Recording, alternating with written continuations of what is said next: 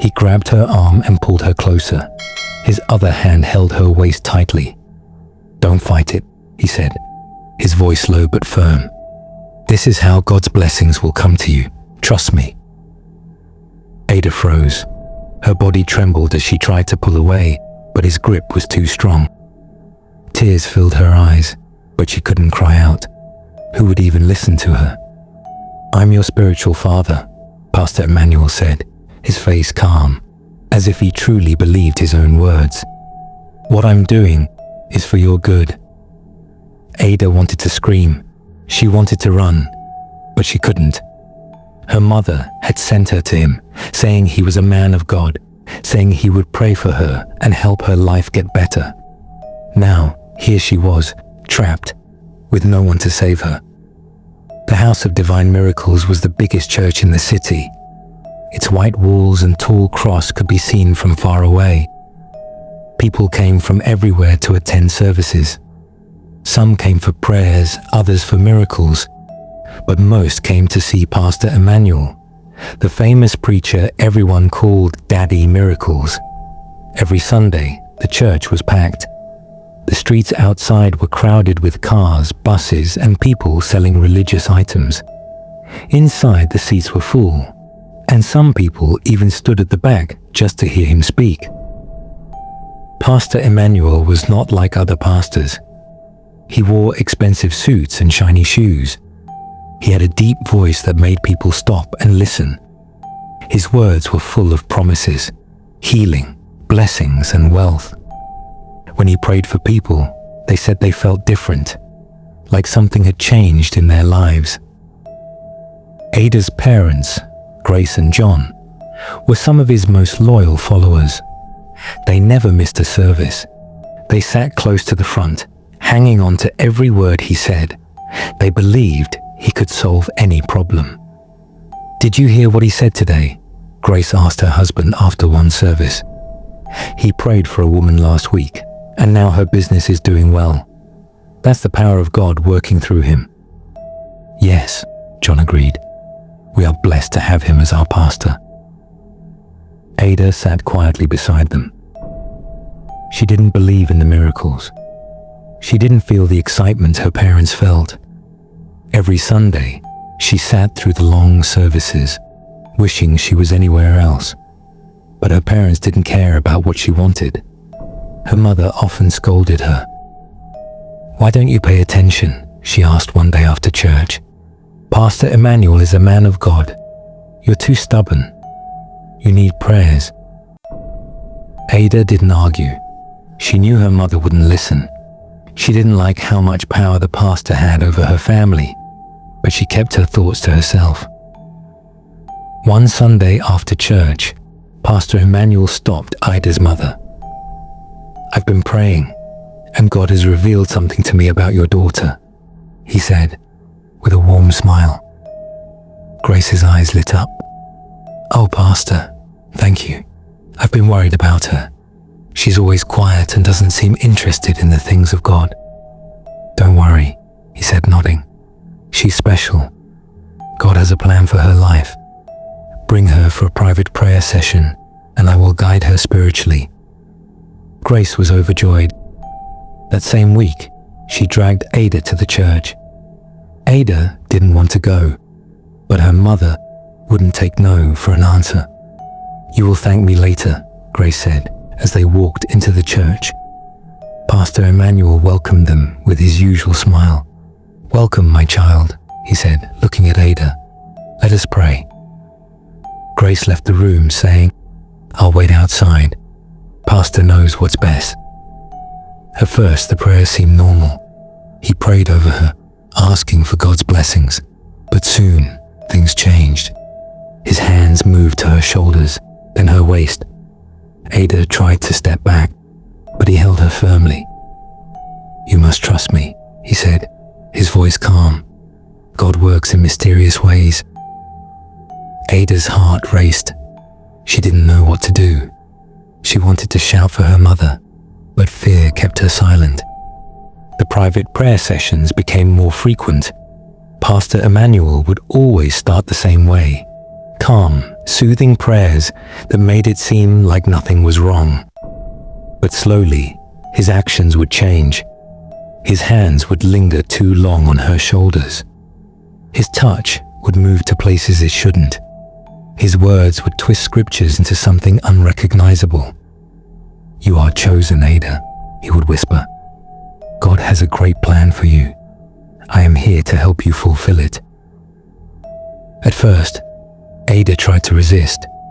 She would pull away or step back, but Pastor Emmanuel always found a way to corner her. "Do not fight me," he would say, his voice stern but gentle enough to sound convincing. "This is part of God's work.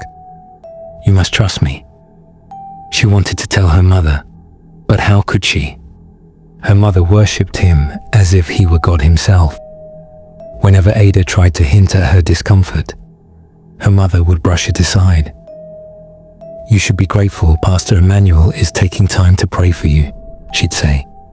"You need spiritual guidance." Ada's father wasn't any better. He was always busy with work, leaving most of the decisions about church and faith to Grace. Even if he were around, Ada doubted he would believe her. Pastor Emmanuel had a way of making Ada feel small and powerless. He told her that her doubts were a sign of weakness. "The devil is trying to confuse you," he said one day, after she pulled away from his touch. "If you don't obey, you are letting the enemy win." Each time she resisted, he made her feel guilty. "God sees everything," he said during one session. "If you disobey me, you are disobeying him. Do you want to anger God?" The words echoed in her mind long after the sessions ended. She felt dirty, ashamed, and confused. Was she really doing something wrong? Was God angry at her? Pastor Emmanuel's grip on her wasn't just physical, it was emotional and spiritual. He convinced her that her silence was part of God's plan. "You must not tell anyone about these sessions," he warned. "People won't understand. They will try to destroy what God is building in you." Ada's world began to shrink. She stopped smiling, stopped looking people in the eye. At school, she couldn't concentrate. Her grades began to slip, and her teachers noticed, but no one asked why. At home, her parents were too busy praising Pastor Emmanuel to see what was happening to their daughter. The only person who noticed was her best friend, Amara. One afternoon, they sat on the steps outside their apartment building. Amara nudged her. "You've been so quiet lately. What's going on?" Ada hesitated. She wanted to tell Amara everything, but the pastor's words haunted her. "If you speak, you will bring shame to your family," he had said. "Do you want to ruin your parents' reputation?" "I'm just tired," Ada said finally, her voice barely above a whisper. Amara didn't look convinced. "Tired of what?" "You can tell me, Ada. I'm your friend." Ada shook her head. "It's nothing." But it wasn't nothing. Each day felt heavier than the last. At night she cried into her pillow, wishing she could disappear. She felt trapped, like she was screaming into a void where no one could hear her. One evening, Ada opened the notepad app on her phone. It wasn't much, but it felt like the only safe place she could speak freely. She started writing everything down. The things Pastor Emmanuel said, the way he touched her, how he made her feel. "Today, he said I am special, but I don't feel special. I feel broken. Why won't my parents believe me? Why does everyone think he's perfect? He's not. He's a monster." Her entries were raw and unfiltered. She wrote about the guilt, the fear, the loneliness. She wrote about wanting to run away but having nowhere to go. Her phone became her lifeline, a silent witness to her pain. The pressure began to take its toll. Ada started skipping meals. She stayed in her room as much as possible, avoiding her parents and their endless talk about the church. She couldn't sleep. When she did, Nightmares of the pastor's face jolted her awake. At school, her classmates whispered about how different she seemed. "What's wrong with her?" they asked. "She looks like she's seen a ghost." But no one really asked. No one really cared. Ada felt invisible. Her parents noticed her behavior, but misunderstood it. "You need more prayers," her mother said one evening after Ada refused to eat. "I'll speak to Pastor Emmanuel about setting up another session." "No," Ada shouted, surprising herself. It was the first time she had raised her voice. Her mother glared at her. "What has gotten into you? You're behaving like someone who doesn't know God." Ada didn't respond. She couldn't. She felt like a stranger in her own home. In Ada's community, pastors were seen as untouchable. They were men of God, chosen to lead and guide. Questioning a pastor was seen as questioning God himself. Victims like Ada had no voice because society refused to believe men like Pastor Emmanuel could do any wrong. The women in the church often talked about how blessed they were to have Pastor Emmanuel as their leader. "He's a man of integrity," one woman said during a prayer meeting. "He would never harm anyone." Ada wanted to scream every time she heard those words. But what could she do? Even if she told someone, would they believe her? Would they help her? Or would they turn against her? The weeks passed, and Ada grew weaker from the emotional and physical strain. When she realized she was pregnant, fear took hold of her. She hid it from her parents, knowing they would only send her back to Pastor Emmanuel for more prayers. She dreaded his reaction, but she had no choice but to tell him. When she finally did, his reaction was cold and dismissive. "You can't let this ruin everything," he said, his face devoid of compassion. "Do you know what this would do to the church? To me?" He handed her a small bottle of liquid. "Drink this," he said. "It will make everything go away." Ada hesitated but ultimately did as he said. The pain started that night, sharp cramps and a heavy flow of blood. She endured it alone, afraid to call for help. Her parents were away, as they often were, and when they returned 3 days later, they found her lifeless body. Ada's death shocked Grace and John to their core. Grace wept uncontrollably, holding her daughter's cold hand. John stood in silence, unable to process what had happened.